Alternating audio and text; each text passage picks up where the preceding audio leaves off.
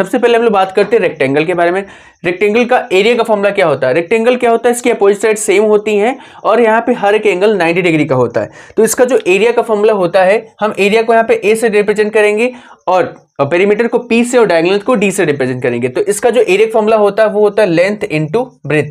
फिर इसका जो पेरीमीटर का फॉर्मूला होता है वो होता है, किसी का भी पेरीमीटर फाइंड करने का फॉर्मूला सिंपल फॉर्मूला है, वो होता है सम ऑफ ऑल साइड्स। उसकी जितनी भी साइड है उन सबका सम कर लो, पेरीमीटर का फॉर्मूला हमें पता चल जाएगा। तो इसका जो पेरीमीटर फॉर्मूला होता है वो होता है 2 bracket L plus B.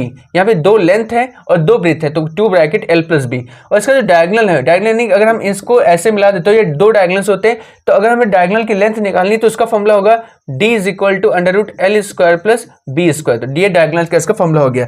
Next हम लोग बात करते हैं स्क्वायर। स्क्वायर की खासियत क्या होती है, इसकी सभी साइड सेम होती है और ईच एंगल 90 डिग्री का होता है। तो इसका जो एरिया का फॉर्मूला होगा वो होता है ए स्क्वायर, या फिर हम कह सकते हैं साइड का स्क्वायर। क्या कह सकते हैं, साइड का स्क्वायर। नेक्स्ट अगर इसका पेरीमीटर की बात करें तो इसका पेरीमीटर का फॉर्मूला होता है 4 इंटू साइड या फिर 4 इंटू ए, 4a।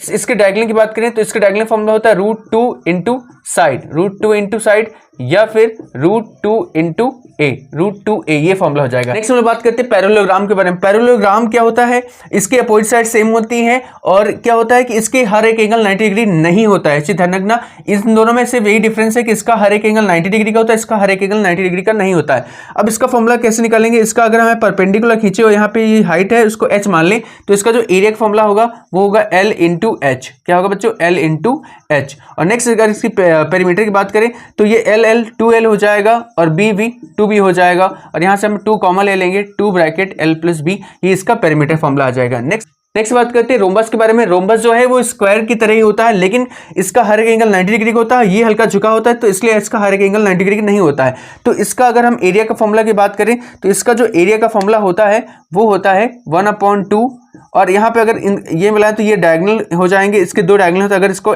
D1 कहें दूसरे वाले D2 तो क्या होगा D1 क्रॉस D2।